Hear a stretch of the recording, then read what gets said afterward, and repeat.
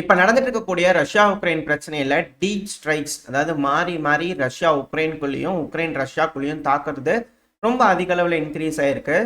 Russia உக்ரைனோட ட்ரோன்களை ரஷ்யாக்குள்ள down பண்ணது மட்டுமே 130க்கும் மேற்பட்ட ட்ரோன்கள் அப்படிங்கிற சொல்றாங்க. இதே உக்ரைன் வந்து பாத்தீங்கன்னா இந்த மார்ச் 20 அதிகாலை அந்த ஒரு டைம் ஃப்ரேம்குள்ள தான் வரக்கூடிய விஷயங்கள். ஸோ ரஷ்யா வந்து உக்ரைனுக்குள்ள வந்து பார்த்தீங்கன்னா மொத்தம் 170க்கும் மேற்பட்ட ட்ரோன்கள் அனுப்பி விட்டுருக்காங்க அப்படிங்கிறது போல உக்ரைன் தரப்பு வந்து கிளைம் பண்றாங்க. இல்லை லார்ஜ் ஸ்கேல் அட்டாக்லாம் களத்தில் ஃப்ரண்ட் லைன் இருக்கும் இல்லையா, ஸோ அதுக்கு பக்கத்தில் இருக்கக்கூடிய செட்டில்மெண்ட்ஸ் நடந்திருக்கு அப்படிங்கிற புரிஞ்சுக்க முடியுது. அதுவும் குறிப்பாக குப்பியான்ஸ்க் இந்த பகுதியில் வந்து தாக்குதல் பண்ணிக்கிறாங்க. At the same time Ukraine வந்து பார்த்தீங்கன்னா ரஷ்யாவோட என்ஆங்கல்ஸ் ஏர் பேஸ் இருக்கு இல்லையா, ஸோ அந்த ஏர் பேஸை கான்சென்ட்ரேட் பண்ணிக்கிறாங்க. தாக்குதல் நடந்திருக்கு, வெடி விபத்துகளாக நடந்திருக்கு அப்படிங்கிற வீடியோ பதிவுகளாக வந்துகிட்டு இருக்கு. இழப்புகள் எந்த அளவுக்கு அப்படிங்கிறது வரல, வந்துச்சுன்னா அடுத்த பையில பார்க்க ஆரம்பிக்கலாம். இருதரப்புலையும் வந்து பார்த்தீங்கன்னா மாறி மாறி தாக்குதல் பண்ண ஆரம்பிச்சுக்கிறாங்க. இந்த டைம்ல தான் சீஸ்ஃபயரை பற்றி எல்லாரும் மும்பரமாக பேசிட்டு இருக்கிறாங்க. இப்போ இதில் வந்து பார்த்தீங்கன்னா F-16 புது பேட்ச் வந்து பார்த்தீங்கன்னா உக்ரைனுக்கு வந்திருக்கு அப்படிங்கிற உக்ரைனோட அதிபரான ஜெலன்ஸ்கி அவர்கள் சொல்றாரு. இந்த சுமி ஓப்லாஸ்ட்ல வந்து பார்த்தீங்கன்னா ஒரு F-16 பறந்துட்டு இருந்திருக்கு, அதை டவுன் பண்ணிட்டாங்கன்னு 2 நாளாக தகவல்கள் வருது.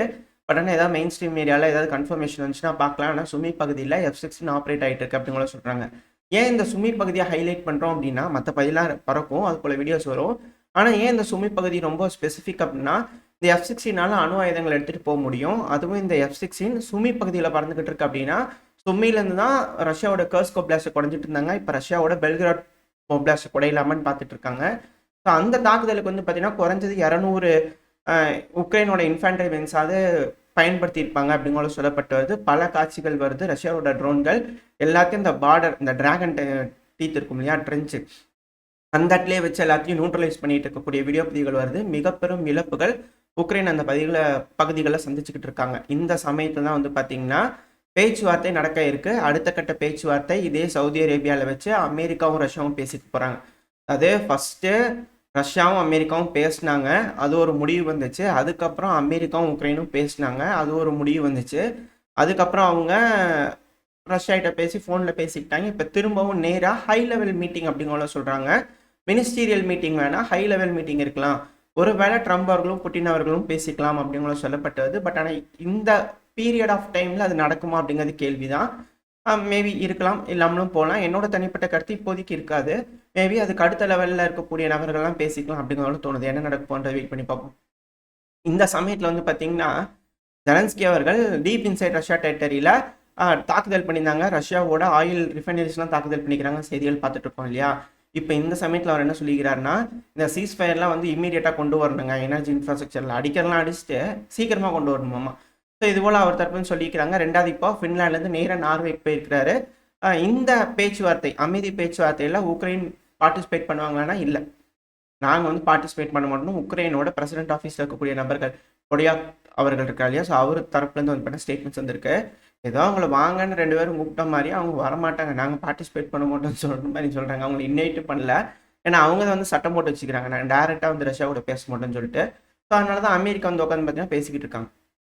ஸோ இப்போ அமெரிக்காவும் ரஷ்யாவும் வந்து பார்த்தீங்கன்னா சவுதியில் வச்சு பேசும்போது சீஸ்ஃபயருக்கான ஒப்பந்தம் வந்துருமா அப்படின்ற கேள்விகள் வருது. ஏன்னா ஒரு கட்டமாக அடுத்தடுத்து எப்படியோ ஒரு ஸ்டெப்பு பாதியாவது எடுத்து வைக்கிறார் இல்லையா ட்ரம்ப் அவர்கள். ஸோ அடுத்தடுத்த ஸ்டெப்புக்கு போய் கண்டிப்பாக ஒரு சீஸ்ஃபயர் டீலுக்கு வந்துடும் அப்படிங்கிறது போல பெருமளவில் அனலிஸ்டருக்கு வந்து நம்பிக்கை இருக்குது. இந்த டைமில் வந்து பார்த்தீங்கன்னா ஜெர்மனியோட ஆலாஃப் ஸ்கால்ஸ் அவர்கள் இருக்கா இல்லையா, சான்சலர், இப்போ இல்லை மெர்ச் அவர்கள் வந்துட்டாரு. அவங்க வந்து என்ன சொல்லிக்கிறாங்கன்னா ஜெர்மனி தரப்புலேருந்து, அதாவதுங்க நெகோசியேஷன் டேபிளில் ரொம்ப ஸ்ட்ராங்கான பொசிஷனுக்கு கொண்டு போய் வைக்கணும், இந்த சீஸ்ஃபயர் கூட ஸ்ட்ராங்கான பொசிஷனில் கொண்டு போய் வைக்கணும், அதுக்கேற்ற மாதிரி நம்மளாம் வேலைகள் செய்யணும் அப்படிங்கிறது போல வந்து பார்த்தீங்கன்னா இவங்க தரப்பு ஸ்டேட்மெண்ட்ஸ் எடுத்துக்கிட்டு இருக்கு. ஆல்ரெடி செஞ்சதுக்கு தான் இந்த அளவில் இருக்குது, இப்போ திரும்பவுமா அப்படின்ற கேள்விகள் இருக்குது.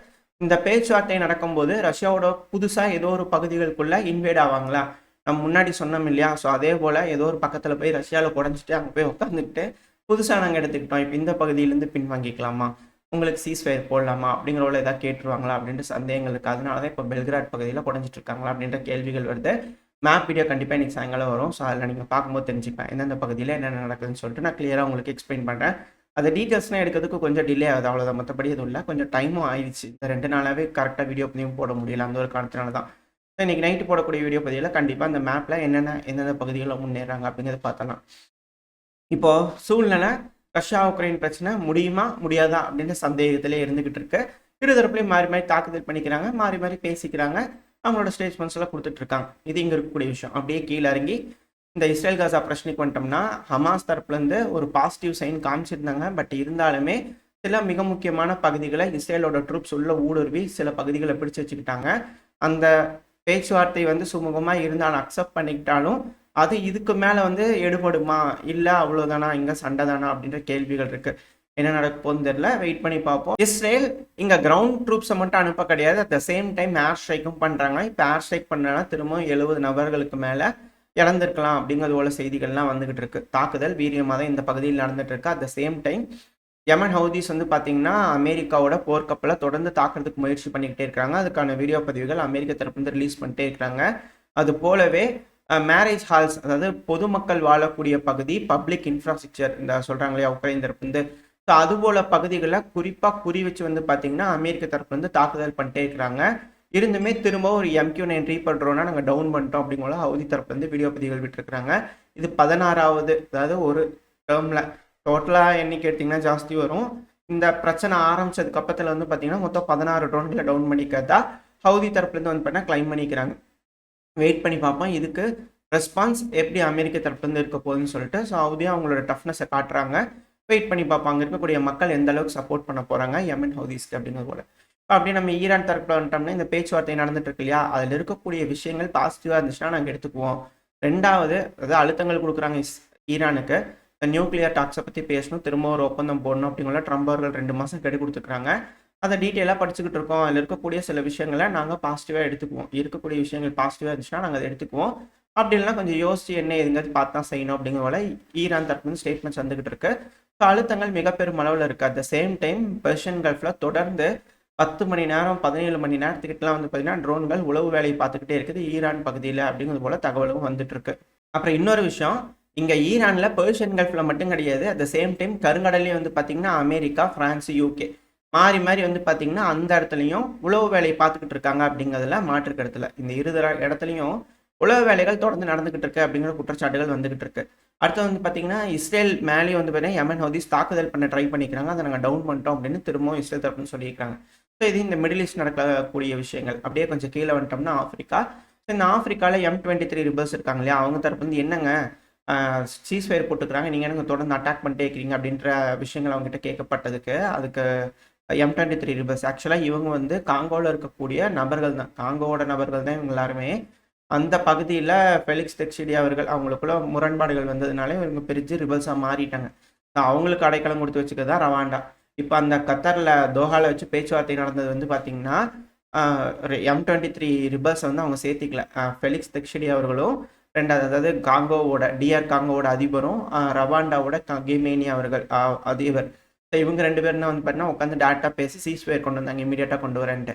எங்களை சேர்த்துக்கவே இல்லை, நாங்கள் என்ன பண்ணுறது அப்படிங்கிறத இவங்க தரப்பு அட்டாக் மட்டும் தான் சொல்லப்பட்டு வருது. ஸோ வெயிட் பண்ணி பார்ப்போம் இந்த ஏரியாவில் சீஸ்ஃபயர் கொண்டு வருவாங்களா, அழுத்தங்கள் கொடுத்து, இல்லை என்ன மாதிரியான முடிவுகள் எடுக்க போகிறாங்க அப்படிங்கிறது வெயிட் பண்ணி பார்ப்போம். ஏன்னா இவங்க M23 ரிபல்ஸ் DR காங்கோட கேபிட்டலில் பிடிக்கணும்னா 1300 கிலோமீட்டர் கிட்ட ட்ராவல் பண்ணி போகணும். அது சாத்தியமே இல்லை. அந்த அளவுக்கு இவங்ககிட்ட படை இருக்கா அப்படிங்கிறது கேள்வி தான். வெயிட் பண்ணி பார்ப்போம். ஆனால் பல இந்த ஏரியாவில் இருக்கக்கூடிய பல நாடுகளும் உதவி பண்ணாங்கன்னா பாசிபிள். ஏன்னா அந்த அளவுக்கு ஸ்ட்ராங்காக கிடையாது. ஏன்னா இப்போ தான் பார்த்தீங்கன்னா மிலிட்ரி எப்படி உக்ரைன் கிட்ட பார்த்தீங்கன்னா வளங்களை கொடுத்துட்டு செக்யூரிட்டி கேரண்டி போட்டாங்க அமெரிக்கா, அதே போல் சேம் டிட்டோ இந்த DR காங்கோலி பார்த்தீங்கன்னா வளங்களை அமெரிக்கா கொடுத்துட்டு செக்யூரிட்டி கேரண்டி போகிறதுக்காக பார்த்துருந்துருக்காங்க. இப்போ அதனால தான் M23 ரிபல்ஸ் பெருமளவில் உள்ளே பூந்து தாக்குதல் பண்ணிட்டு பகுதிகளை அவங்க கட்டுப்பாட்டில் எடுத்துகிட்டு இருக்காங்க. மிக முக்கியமான பகுதிகள், அவங்களோட இயற்கை வளங்கள் இருக்கக்கூடிய பகுதிகள் அவங்க கட்டுப்பாட்டுக்குள்ள எடுத்துகிட்டு இருக்காங்க அப்படிங்கிற செய்திகள் வந்துகிட்டு இருக்கு. அதுவும் புதுசாக இந்த வலிகே டவுன் இருக்கு இல்லையா, ஸோ அதோட சென்டர் வரைக்கும் போயிட்டாங்க. அதுலேருந்து இன்னும் புஷ் பண்ணிட்டு இருக்காங்க M23 ரிபல்ஸ் அப்படிங்கிற செய்திகள் வருது. ஸோ ஓரளவுக்கான தகவல்கள் இந்த பதிவில் பார்த்துருப்போம்னு நினைக்கிறேன். இதோட இந்த பதிவை நான் முடிச்சுக்கலாம். இந்த பதிவு எப்படி இருந்துச்சு, உங்களுக்கு பிடிச்சிருந்தா லைக் பண்ணிட்டு உங்கள் ஃப்ரெண்ட்ஸ் நம்மளோட ஷேர் பண்ணிக்கோங்க. அது கூட மறக்காமல் இந்த பதிவு பற்றி உங்களோட கருத்துக்களை கமெண்ட் செக்ஷனில் சொல்லுங்கள். இந்த பதிவு நல்லா இருக்குன்ற நம்பிக்கையில் அடுத்த பதிவு உங்களை சந்திக்கிறேன். அது வரைக்கும் ஸ்டே சேஃப், பை.